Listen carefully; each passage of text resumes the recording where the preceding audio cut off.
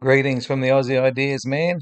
I was going to do a different video on a bit of a personal problem that is ongoing with me at the moment, but I saw this from the cretin at AOC and thought I'd slip this one in fairly quickly with just comments that I can make as I go. Not even me showing my ugly mug this time. Hello, everyone. It's Steve with Aptera Owners Club. Just today, Where We Go Next, which is a podcast, released an interview with Steve Fambro. I'll have to chop this up a lot because otherwise I'll get accused of breaking copyright.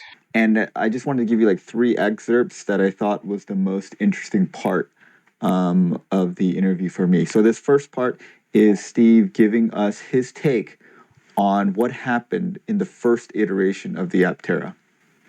Well, what happened was, yes, our board encouraged us to bring in what they called professional management. And somewhat in their defense, again, new segment, new product, new industry. All of us are wondering, how do we go and raise big money, without having someone with automotive experience, at least on the management team? And so I'd say from the beginning, the relationship just didn't work well.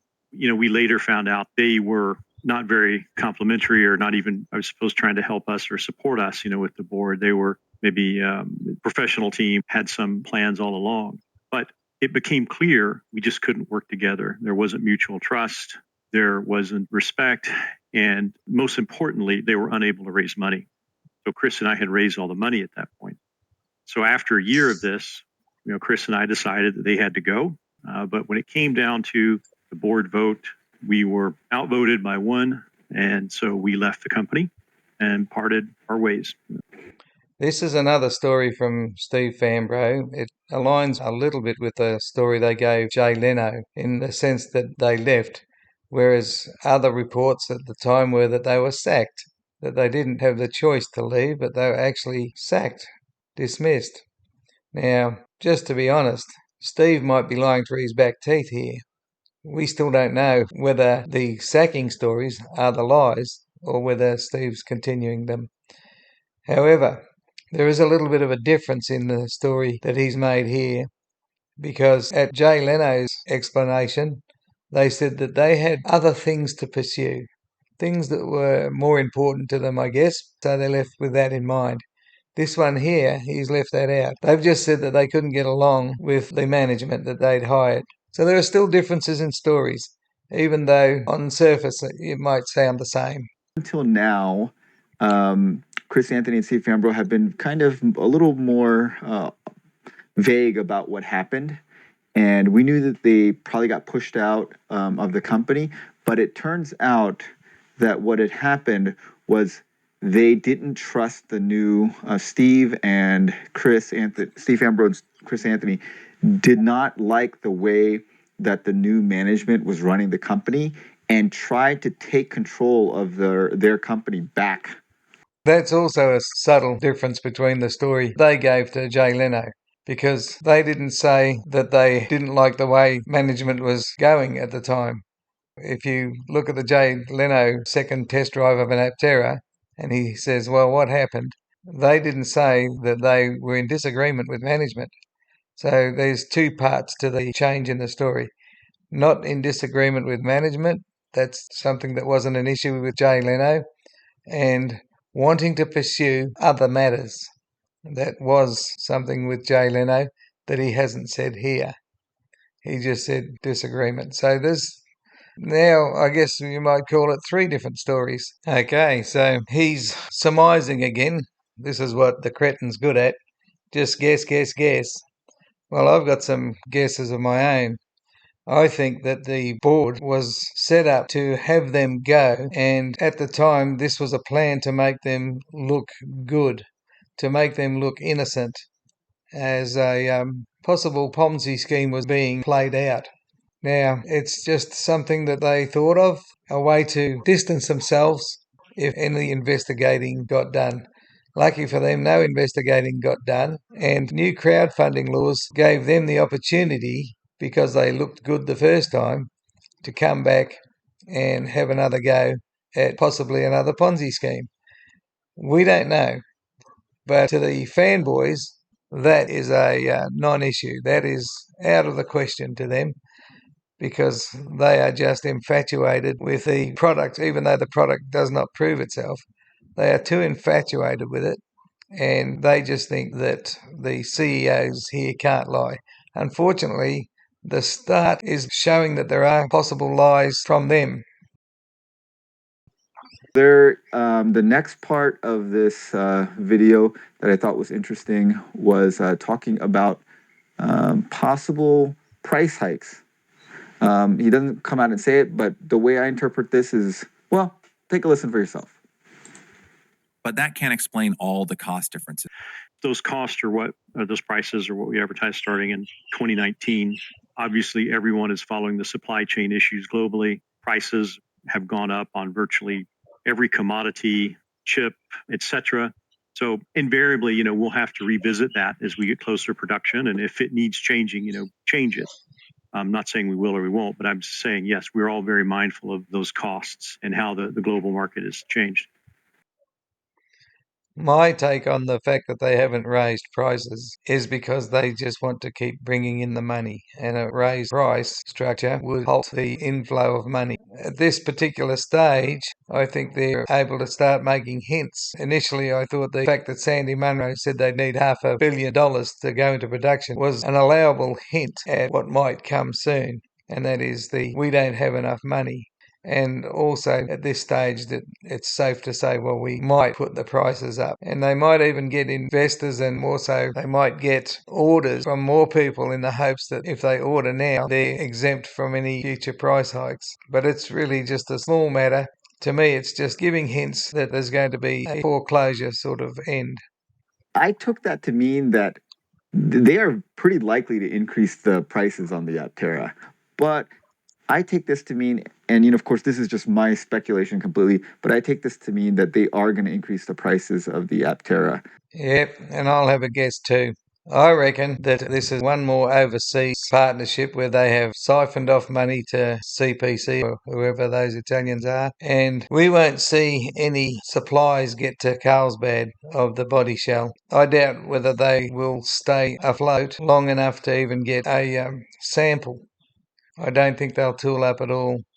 I think this is how close the end is. The finance officer has left, and now they've come along with this, what do you call a carrot of a carbon fibre body shell, and this will bring in the last lot of money before things go belly up.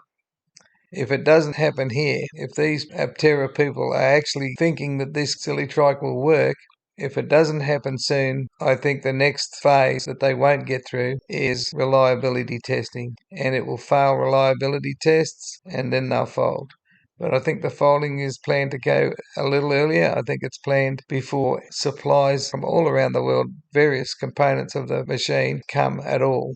And with this expensive body shell, I can't see any, not even a sample coming from Italy. Okay, this last part is asking about what the hardest part is and what they're most excited about in 2023. The most difficult thing, it's that last little bit of design work. We're at like 99% lockdown of design, and it's that last 0.1% that feels like it's just taking an inordinate amount of time.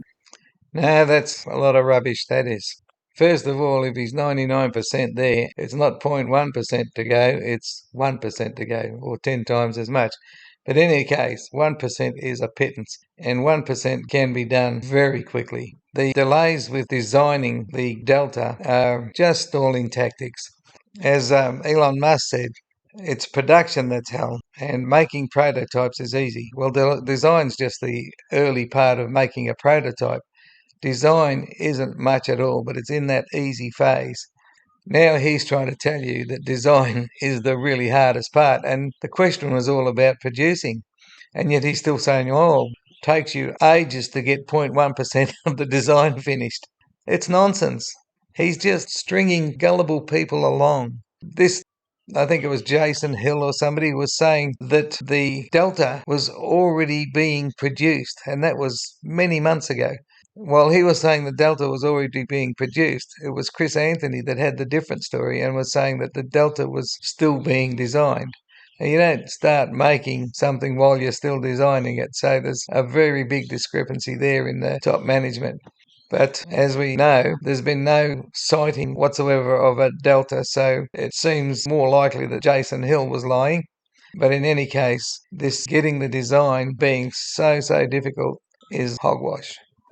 The second part of your question, the most exciting thing about 2023, I think it's just that, is you're going to see all this come together and seeing a real tooled Delta production vehicle come off the assembly line next year. It'll be just a whole new way of looking at the company. All right. So the first thing you notice is, back then, first they said that they would deliver a vehicle to a customer by the end of 2022. Then it got changed to that a production intent vehicle will be made, which is meant to be the Delta by the end of the year. Now it seems like they're coming to the realization that the Delta vehicle will not be made until next year, 2023. I think that the timelines for all startups is very aggressive, and it's most likely to keep investor interest. If you give realistic timeframes or conservative timeframes, you just can't generate the interest, and you can't find investors to give you money. So I think in order to attract investors and money, people have to be kind of optimistic about their time frame. So they've been optimistic, and I think we all understand that. And my guess is that first customer deliveries aren't happening until at the earliest middle of 2023. Well, they should at least have plant equipment on the Carlsbad floor, and they still have nothing, and they're showing nothing. We can only presume that it's still a floor that they can drive their silly prototypes round and round inside, because we are not seeing any part of production machinery being set up in the middle of the floor on Carlsbad. I think we're now at a stage where those AGVs should have been there in the factory. Now, they're not a startup. They don't have the same startup problems that Aptera are claiming to always have. They've gone more than double all of their predictions. It was supposed to be a car produced before the end of 2021, then a car produced before the end of 2022. And that's doubling it, adding 1 year to the 1 year plan they had. But now you won't even see one by the end of 2023. That's triple. They are so bad. And I think, yes, they are stringing you along and you're swallowing it because you think, well, it's normal. But not every reason is the normal reason. Sometimes it's the snake oil. And I believe in this company, because of the collapse the first time, that it's highly likely that it's another snake oil operation. I hope I'm wrong, but that seems kind of like the trajectory we're headed. And then he was talking about that one of the hardest things is getting that last 1% of the design work done. That was the last 0.1%. And I suspect Delta design is going to be finished by the end of this year. And then they're going to make a Delta physically beginning of next year, 2023. And then they're going to validate the thing. And then the first customer delivery is going to be, this is my guess, probably middle of 2023. Let's face it, they have made 5 prototypes. The first 3 were fakes. They lied about the solar. They were telling people there was solar on it and there was nothing but fake plastic squares. There was no solar at all. None of those 3 could go an inch on sun power. Then the 4th one, they stuck a radiator on it because they needed to drive it a little bit of distance instead of just around the car parks so that they could test the suspension. Well, that was the one beta. However, when they were making the beta, they said that they would make at least 6, possibly up to 12, so that they could test everything. In the end, they didn't test everything. They tested just the suspension and the braking with a little bit of moose testing and mucking around. But what they did instead was register it so that they could give joyrides a little further than around the car parks. So that was a failure, the 4th prototype. Then, of course, we got to the Gamma, which was a long wait for it. And when it was finally revealed, 3 days before Fully Charged Live, I think it was, they then admitted that it was the first one to actually have some solar on it. Yet we still don't know because they've never validated it, and it's 2 months since and no validation at all. So there's the fifth prototype, possibly still a fake, but certainly something that has never proven any of the performance claims that they've made since day one. I don't believe they can do it. I don't believe the silly trike can do anything anywhere near the figures that they claim. The gamma was larger, and yet their computational fluid dynamics turned out to contradict itself by lowering the CD when the first design that came out of the computer was supposed to be the most efficient design. I have watched this so closely that the tally of lies is enormous, and the fanboys just ignore them all. Mostly they deride me as being a troll, and I don't care what they call me. I have seen too many lies. It's not the way to run a company. And all of this stuff from Steve Fambro saying they have innocent reasons for leaving the first time and all will be good the second time just don't wash with me. Well, I think I'll leave it at that. I've had my little rant and rave. I want to make this one quick, so I'll just say that's it from me. Bye for now.